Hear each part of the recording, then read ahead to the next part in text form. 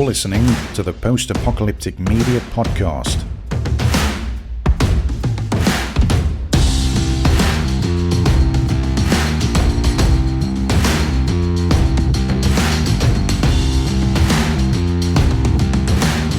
Welcome back, everyone, to this 44th episode of the Post-Apocalyptic Media Podcast. I am your host, Shawn, the senior editor at post-apocalyptic.com. And this week, you may notice you're not actually looking at me.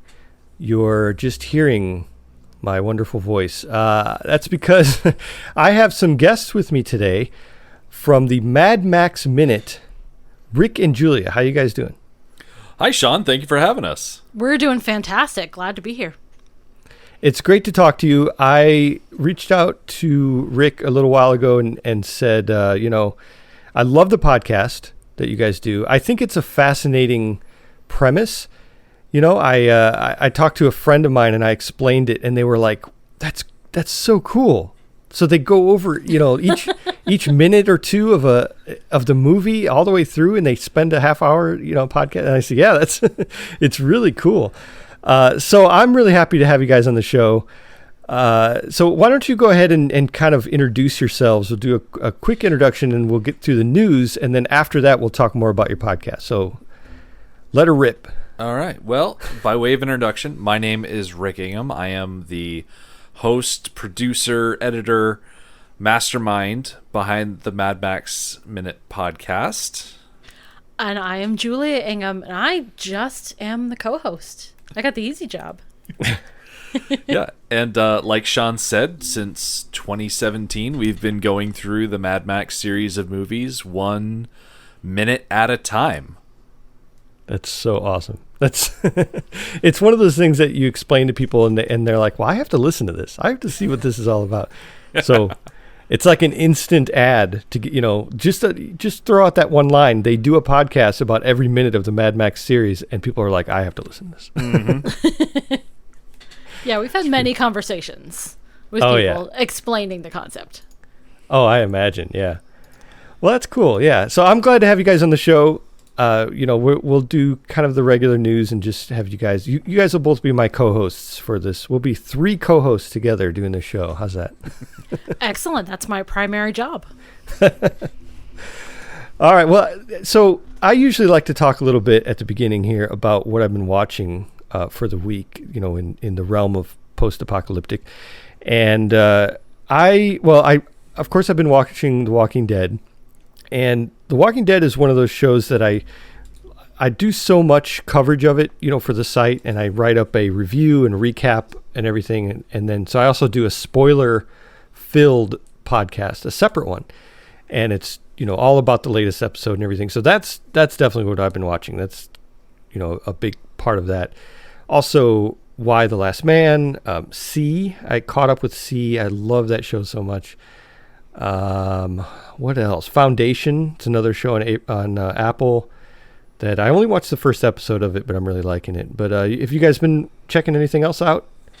So I've had a couple of friends of mine raving about the first couple of episodes of Foundation.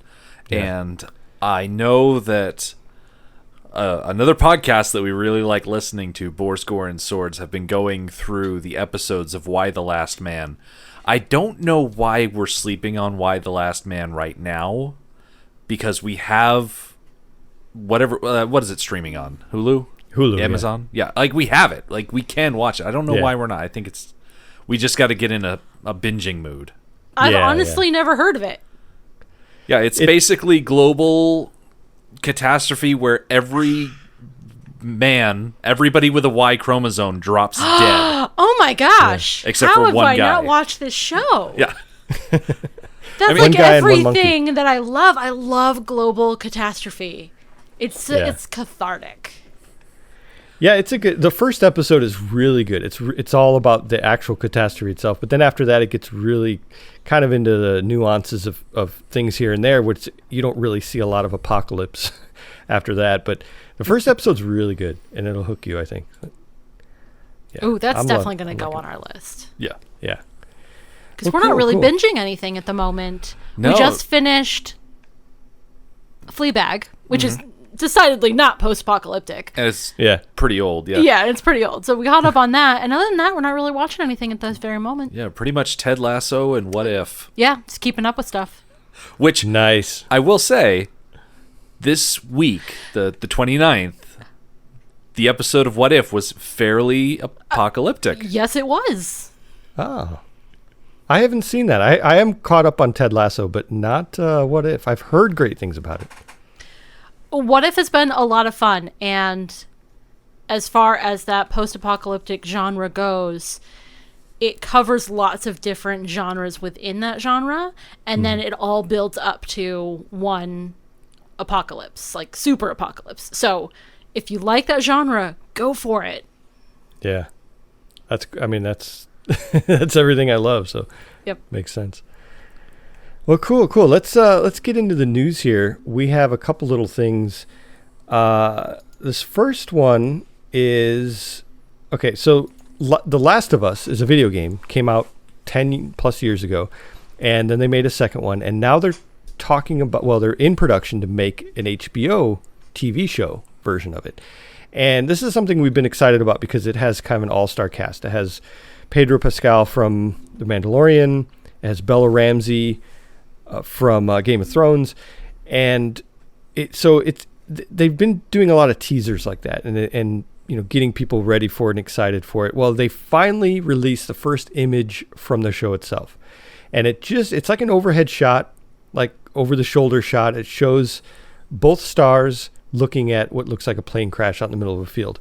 So it's still pretty cryptic, and you look at it and you're like, wow, that's okay. I don't even know what their faces look like in this context, but their clothes and the atmosphere is perfect. And I think a lot of Last of Us fans are really getting excited about this. Have you guys checked that shot out? So I will admit, when I saw this shot, I initially thought that it was a screenshot from some DLC or something like that. Me too. Yeah. Like, There's some quality about the image that makes it look like it's from a video game. And I think that does credit to the production that it looks like it could fit into the video game. Yeah, like it's like also a credit to color the game balance too. thing. Yeah. Yeah, I think it looks great, and they have the clothes. Everything is spot on. I think when anyone remakes anything, especially a video game, a lot of people get kind of skeptical about what to expect, and if it's going to stay true to what they love. And yeah, it looks like they're in the right direction. That's for sure. I think video game lovers are starting to feel the pains of book lovers. We have been suffering for decades on movie remakes of our favorite books that just aren't living up, and sometimes are good, sometimes are horrendous, and everything in between. So now video gamers are feeling our pain. Yeah. You never know what you're going to get. That's a really good point. Yeah. Yeah, I don't envy the position that the directors and writers for The Last of Us TV show find themselves in. I mean, it's one thing to adapt a book where the story is padded out in a very specific manner. When people live inside a video game and they can make any sort of decision as to which way to turn, like, sure, the overall story will steer them in one direction, but it's a tricky thing, and I don't envy them. I wish them the best of luck. Yeah. Especially modern video games where you have so much control over how the game looks and how your character looks. You can change their hair. Often you get a character creator set up in the beginning. So the way you play could be vastly different than the way somebody else plays. And to translate that to a movie, that's really difficult. Yeah, we don't need to talk about the Monster Hunter movie. You bring up the subject of customizing your character, and I'm like, oh, no, stay away. I've never played The Last of Us. My understanding is The Last of Us is a little bit more linear than Sandbox. Mm-hmm. Yeah, definitely. It's very story-driven, very linear, Yeah, you have a character. This is what the character is supposed to do. Go have fun. Mm-hmm. Yeah. Yep. Yeah, we don't have a PlayStation in our household, so... Yeah.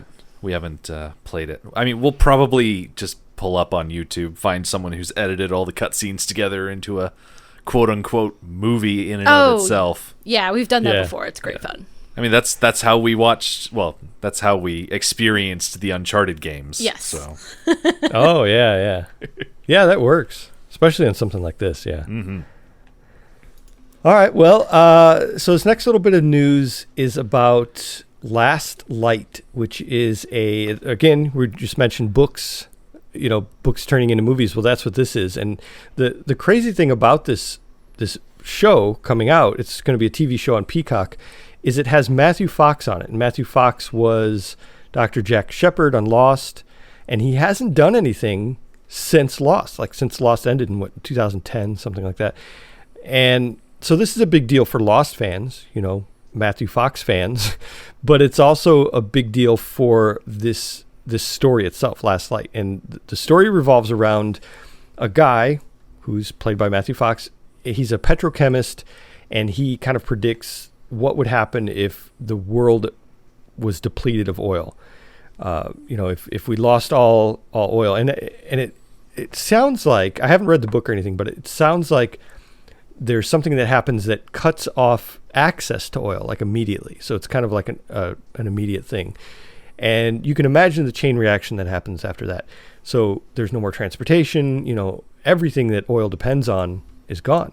So it's a interesting look at that type of apocalypse. And the story itself, written by Alex Scarro. So this is going to be a show on Peacock Premium, which I think is the one that you have to pay for. Bill wrote this article up, and he says that basically it's like $5 a month, something like that. And then $10 a month with no commercials. So it's kind of like Hulu. So yeah, I mean, are you guys familiar with this book at all? So this is the first I've heard of it, but I'm reading on the Amazon page, and it seems pretty well reviewed. 4.5 stars after almost 200 ratings.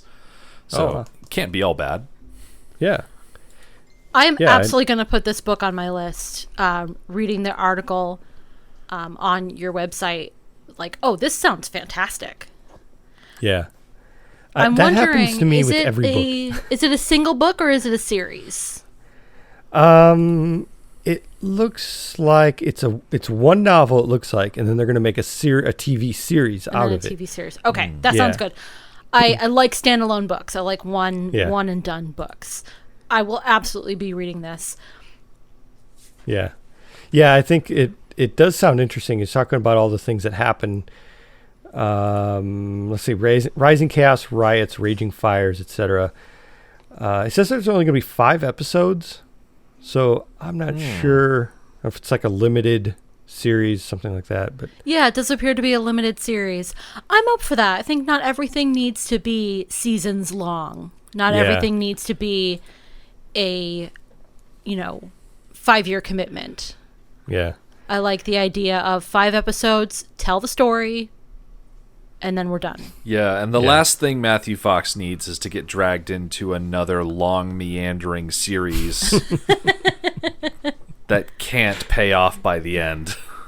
Yeah, that they have to start making up as they go along toward the end. Yeah. Yep.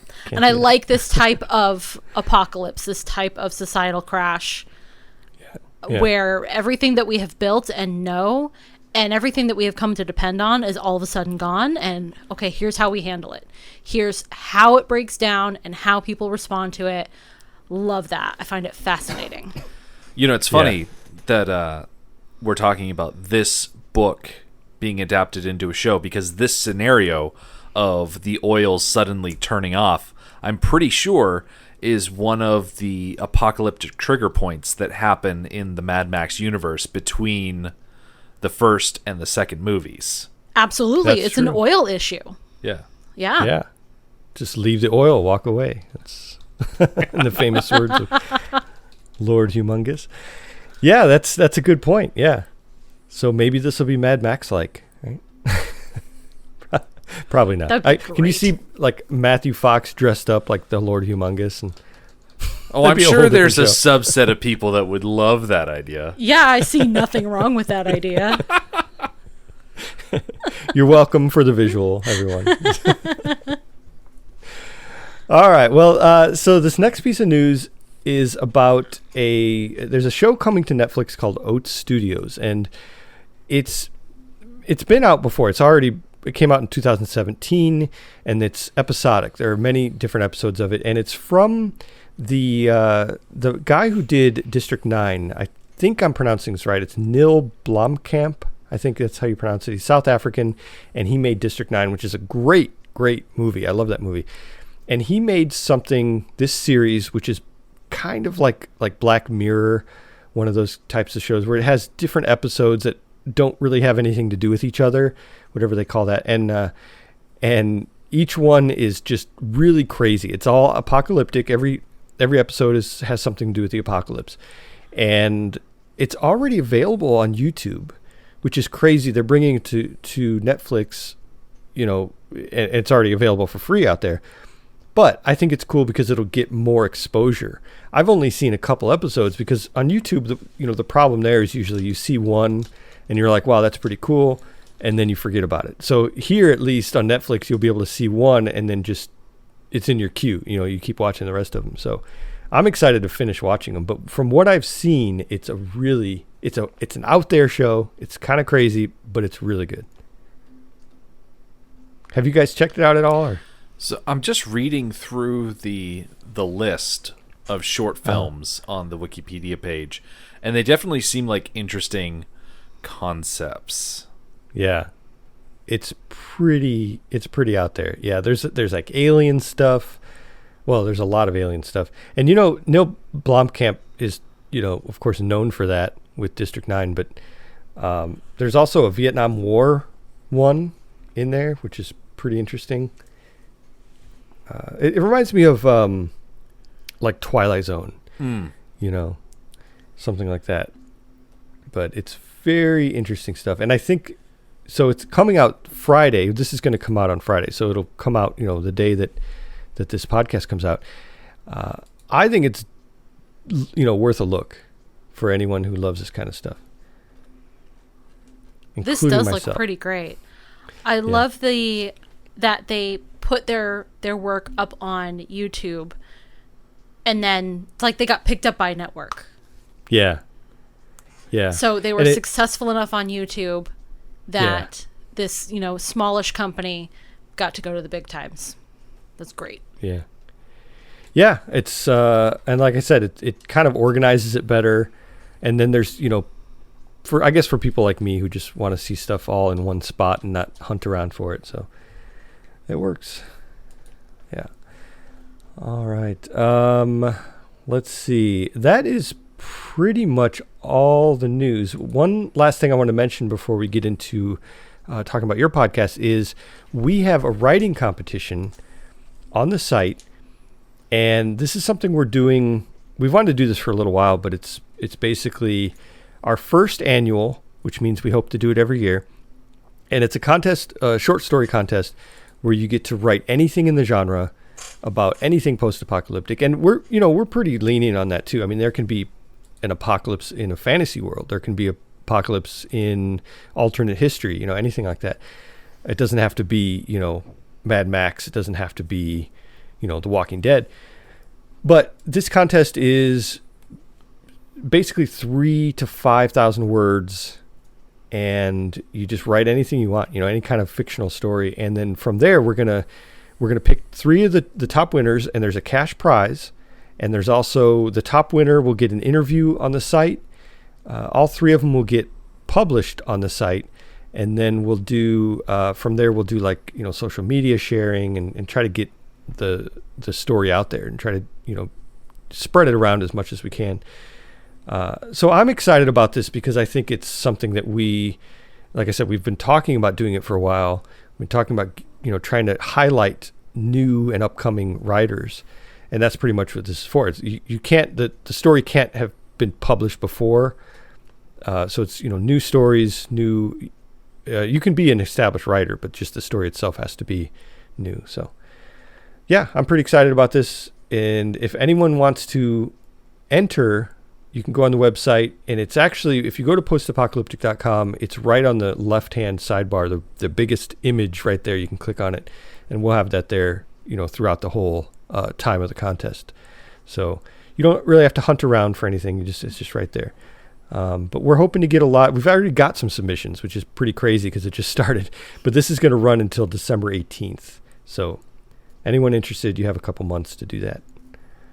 And then what we will do is at the end of the year, during our awards show, I say show, but it's basically articles, we call those the Boomy Awards. And we'll have that up with the winner and the interview and all that stuff. And that's kind of where we'll announce the winner from there. So yeah, exciting stuff. All right. Well, the time has come. Let's talk about your podcast. Yeah. This is why I have you guys on here. It's like I said, at the beginning of the show, it's an exciting idea, I think. Now, let me ask you this. Has anyone done this before? Like, is this a format that's been used before, or did you guys think this up? So Oh, we wish we could take credit for it. This is absolutely a format that has been done before. It started a long while back with a couple of guys who really loved The Big Lebowski, and they did a podcast called Gutterballs.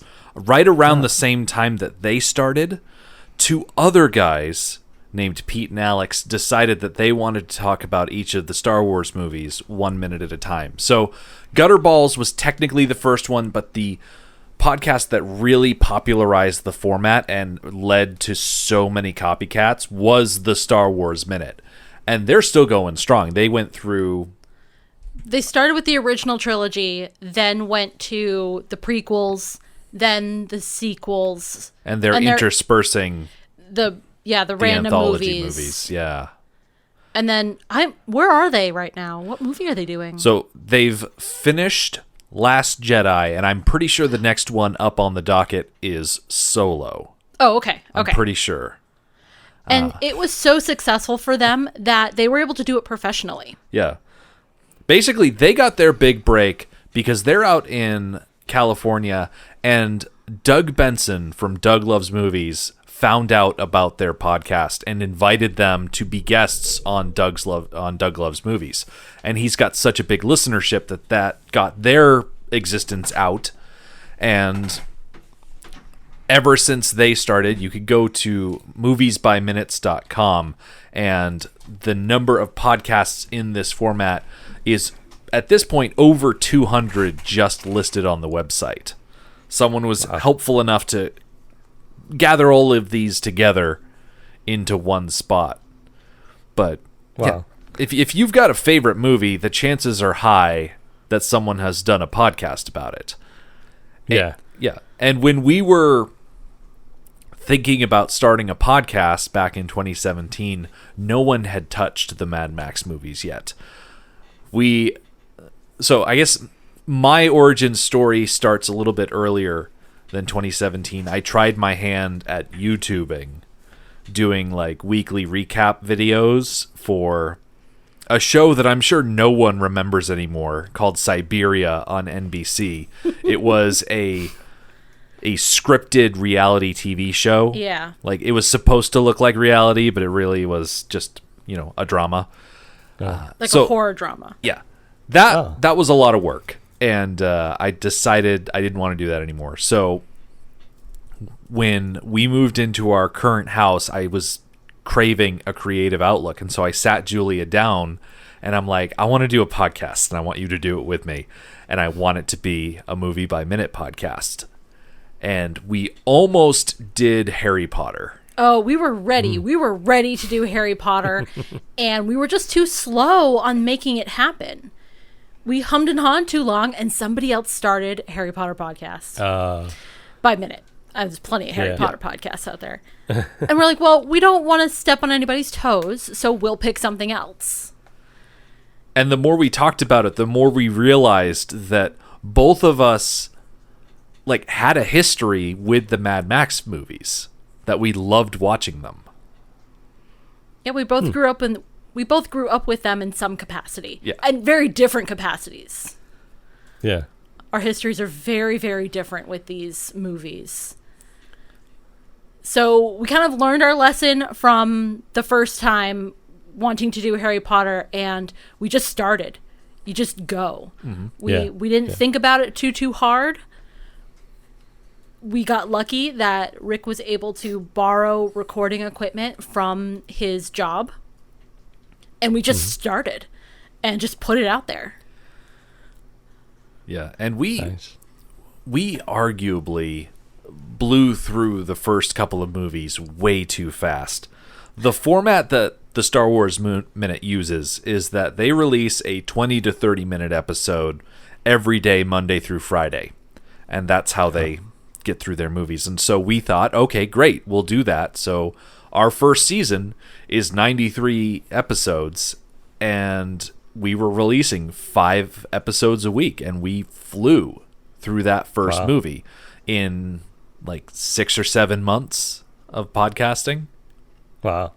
Yeah, way too fast. In hindsight, way too fast. And then for Road Warrior, we had 95 episodes, but we were still doing 5 episodes a week, and we started bringing in guests from people who are also in the Movies by Minutes community.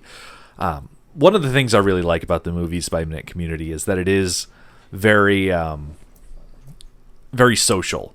Like, you get to know the other hosts. You go on their show, they come on yours, and it's kind of like a rising tide lifts all ships sort of situation. Yeah. It's been really fun. But it also offers, opportunities to get to speak to people who have different perspectives on things than you. We had one guest, we brought them in for a minute of Road Warrior that was literally just Mel Gibson getting out of the car, walking around towards the gyrocopter, and that was it. There was no dialogue. But that was the guest episode we gave them. And it was a really good episode. I think we ended up talking for like 40 minutes on that one. Wow. Yeah. So do you go off on tangents, or do you try to stick like right to the exact, what's happening on the screen? Oh, I would say a little bit of both. We definitely go off on tangents. As an example, one of my favorite reviews that I've ever read of our podcast is on iTunes. And the podcast says something about if you're looking for someone to sit and talk for 30 minutes about whether he's eating a bagel or a piece of toast for breakfast, this is the podcast for you. Because that's exactly what we did. There's a moment in the first movie where Max takes something out of a toaster and puts it on a plate. And it was really hard to tell what it was. Obviously it was a piece of bread, but it could have been an English muffin or a bagel or a piece of toast, and we couldn't figure it out, and we seriously spent a really long time talking about it. I think that counts as a tangent because it just was so not important to the story. But honestly, most of what we talk about isn't important to the story. Yeah. But it's through talking about the things that aren't important that we find the stuff that is important. Yeah. Yeah. Yeah. And by focusing in on the minutia, you really get to appreciate the small details that they put in the scenes. Trying to just think of something off the top of my head, but honestly, we pre-record all of our episodes very far in advance, and at this point, we're years removed from those first original movies. But I remember talking about that first Mad Max movie. And you get to that scene where you've got Jessie at the top of the stairs, and she's doing her nonsense sign language, and I'm sitting there and I'm researching American Sign Language and Australian Sign Language, and I'm like, is this something? And the eventual answer was no. But it gave me an excuse to do that research and talk a little bit about sign language and whatnot. I think that's the biggest thing is that our tangents are not strictly always about the movie, but they're always connected in some way to what's on screen, because you only have 1 minute of content, and yes, you can certainly be really, really specific about it, but eventually you're going to get to a scene where it's just Steve Bisley on a motorcycle speeding down the highway for 90 seconds, and you got to fill an episode and a half on just, him on that motorcycle. Thankfully, We did. You know, And we we did. did We're it. able to do that because the behind-the-scenes stories from those movies are insane. Oh yeah. So we get plenty of opportunity to talk about that. But you know, you have it forces you to be creative, and it forces you to really examine something that you love. And what I really appreciate about this project is that you would think spending, you know, let's be conservative here, 45 to 50 hours speaking about an hour and a half movie would strip all of the fun out of it, would make you so tired of it that you never want to watch it again. But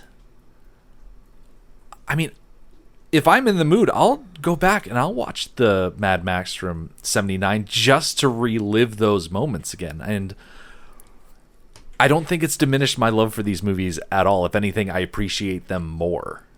Yeah. Yeah, it's added a level of nostalgia because not only are you enjoying the movie now, but now you are also remembering all of the conversations that we had about the movie and all of the things that we learned about the movie and all the random trivia and just the weird things that we've had to Google to talk about these movies. I think it adds a level of nostalgia. Well, let me ask you this: speaking of that, when you saw it originally, when you were younger, I mean, it was probably the American dubbed version, right? So With I first saw these movies played back on television. oh, okay, And so I was lucky that by the time they were playing it on television to fill time, because, you know, you reach a Sunday afternoon on not even cable, just basic bunny ears television, they need to fill time, so they just grab old movies and throw them up there. You know, that's the first time I saw Road Warrior, first time I saw Thunderdome, first time I saw a lot of different movies. And I was lucky that when I saw the first original movie, I got to hear the Australian audio, and I did not have to listen to the dub, because we've listened to the dub, and it is absolutely atrocious. Yes, yeah. Well, that's what reminded me when the part where Jesse's on the stairs. You know, in the American version, she says "hey," and in the Australian version, she says "oi." and it's so, like, I remember as a kid. Well, when I grew up and I saw the Australian version for the first time, and she says "oi," and I said that makes more sense. You know, it's So I mean, that's what reminded me of that, is that little scene. So I imagine that's why I was wondering if you guys talked about that at all, the American version too. Yes. I believe we did. I don't have any specific memories because, Yeah. my goodness, we've talked so much about Mad Max. Yeah.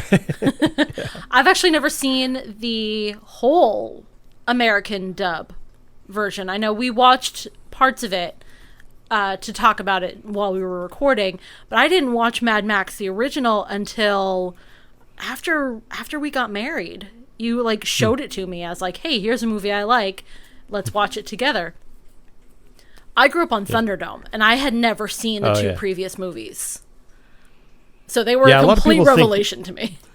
Yeah, a lot of people think Road Warrior is the first one, and then because the actual first one is so different and so out there, but yeah, it is, and all they great, had a completely different marketing plan for the second one. Yeah, oh yeah, definitely.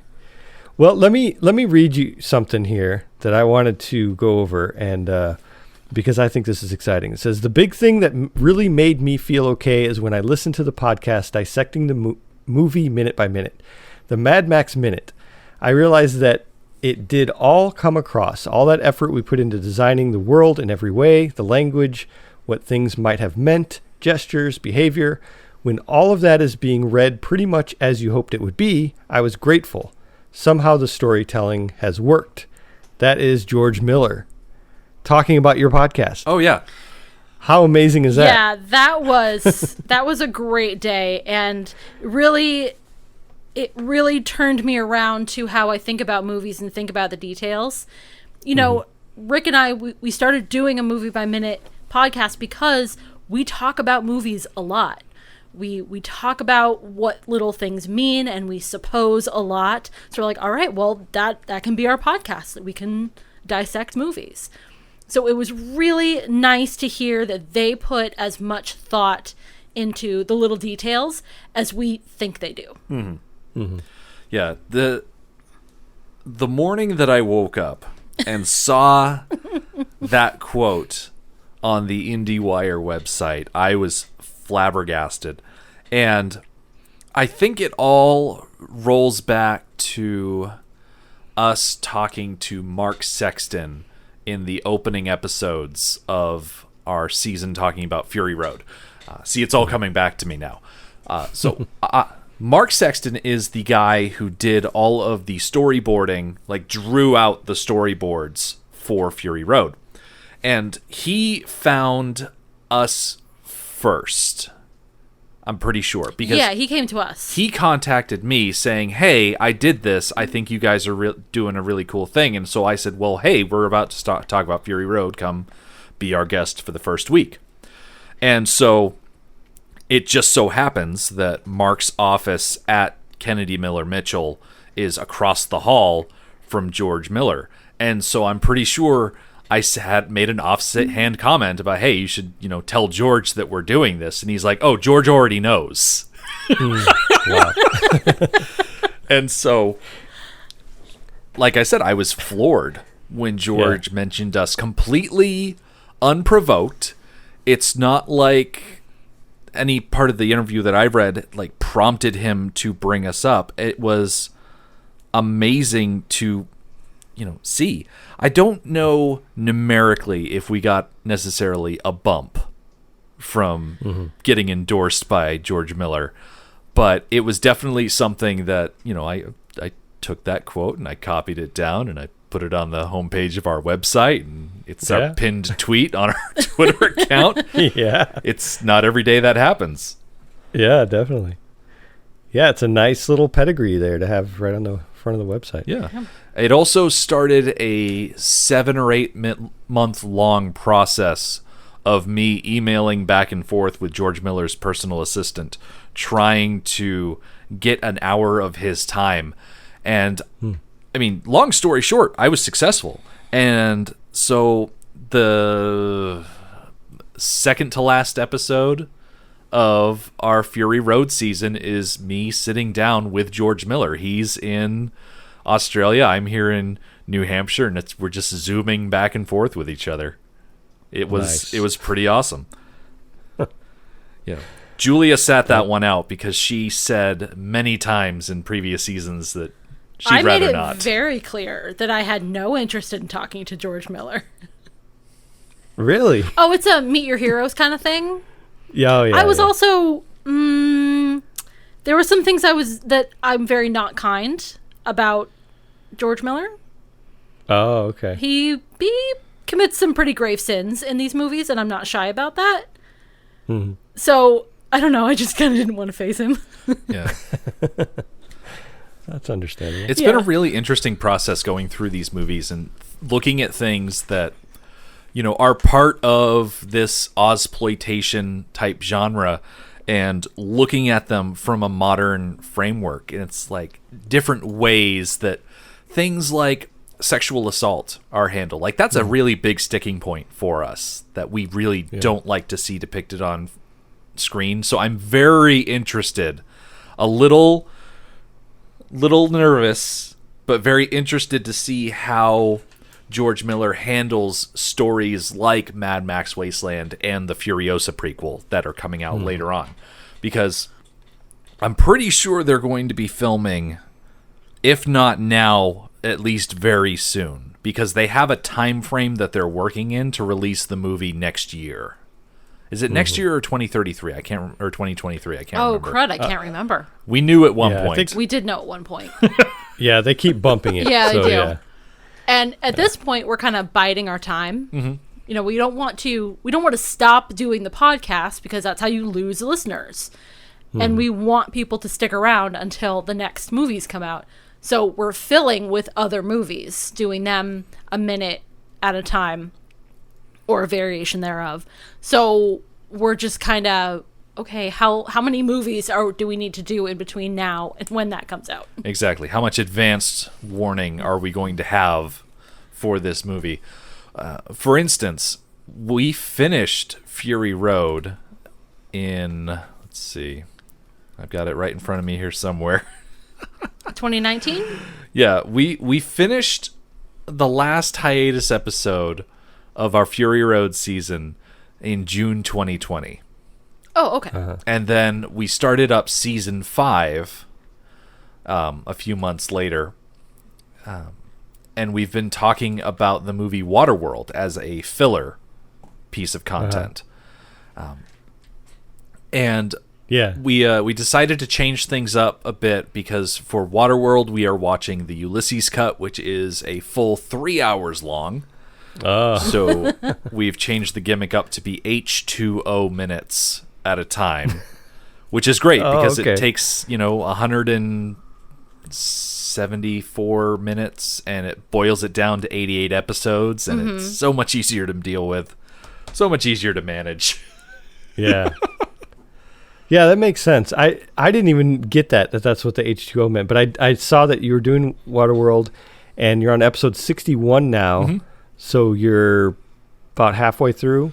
If you're doing 2 minutes at a time, maybe a little bit more. Yeah, we've passed the midway point. We are currently at the point where Enola, the little girl, has been kidnapped by the Deacon, and she's been brought back to the big ship. And so it's up to the Mariner and Helen to figure out how they're going to get out of their situation and go rescue her. So we're moving into the third act. So do you have a movie after this that you have planned? No, we don't. We've gone back and forth on ideas. We do really like the post-apocalyptic genre, and I think that we have a lot of listeners who also want us to stick to that genre. That's partly why they're here. Yeah. So, yeah, no.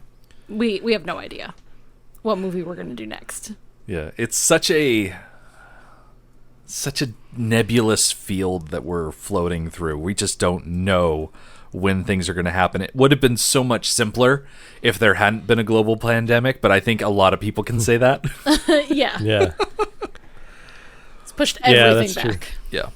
Yeah. Yeah. But the nice thing that we've been able to do is we have our Patreon, and every other Friday on our Patreon, we sit down and we watch a movie that either is post-apocalyptic specifically, or it is tangentially related to a Mad Max movie through an actor.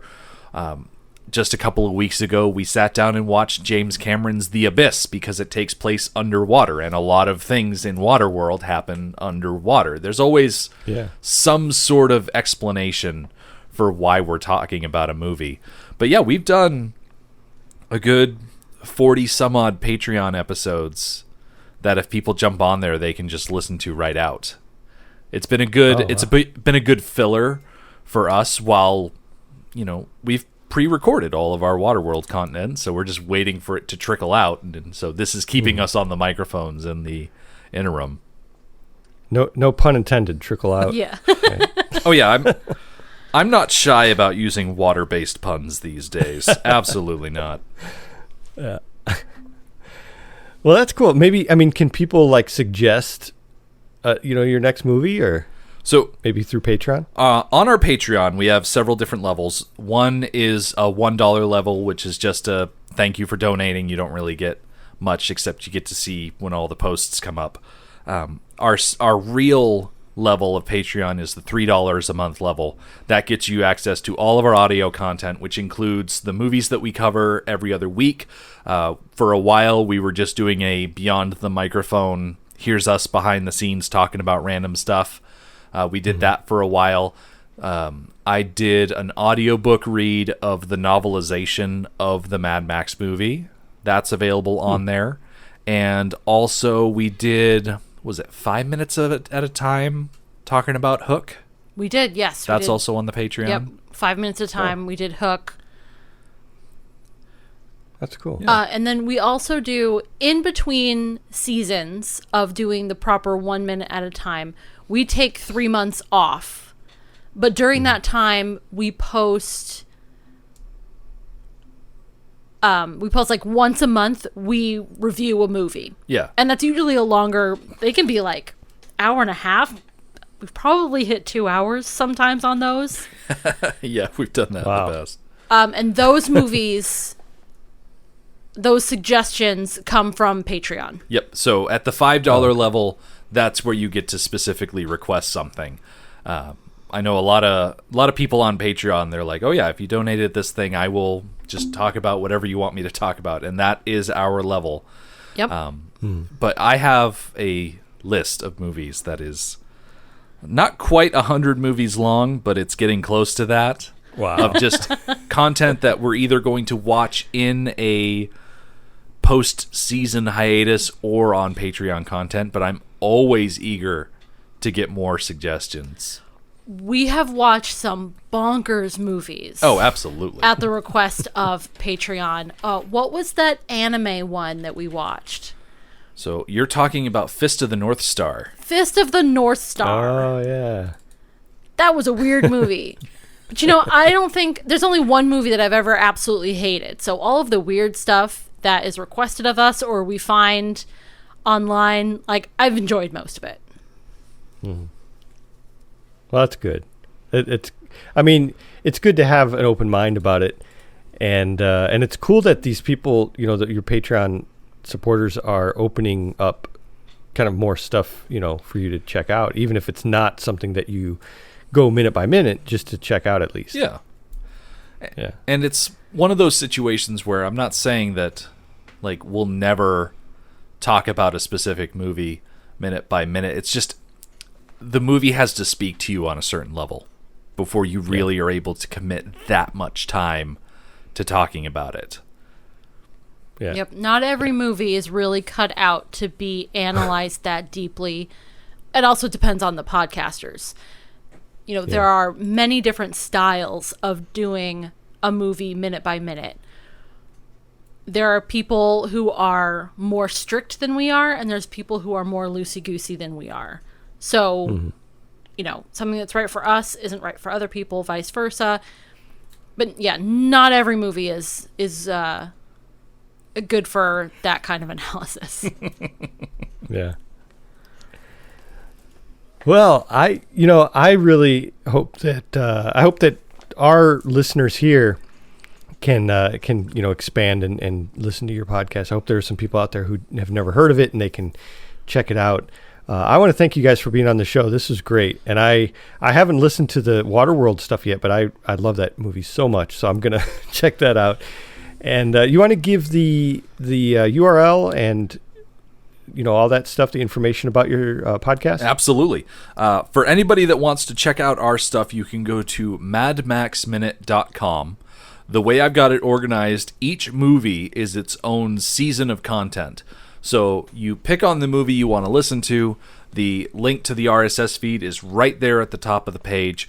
And so if you only want to listen to the Road Warrior episodes, that's great. You don't have to scroll back through 2 other movies worth of episodes. It's all right there for you. We've got the original Mad Max, Road Warrior, Thunderdome, Fury Road, and we're currently releasing Waterworld. All of our bonus paid content is, of course, on our Patreon. There's a link on the main website, but if you want to go straight there, it's patreon.com/madmaxmin. And if you want to find us on social media, you pretty much just need to search for Mad Max Minute and we'll come right up, because on Facebook, Twitter, and Instagram, it's all under that name. Cool. Yeah, and I'll link the site in the notes for today in this article that I do for this podcast, and so people can just click on the link and go straight from there. But I want to thank you guys for being on the show. This was a lot of fun, and we couldn't get video to work. Sorry, everyone who is looking for video. I couldn't get it to work, but maybe another time. But again, thanks, guys. And for everyone out there listening, thanks for listening, and stay alive out there, and always be ready for the big one. Thank you.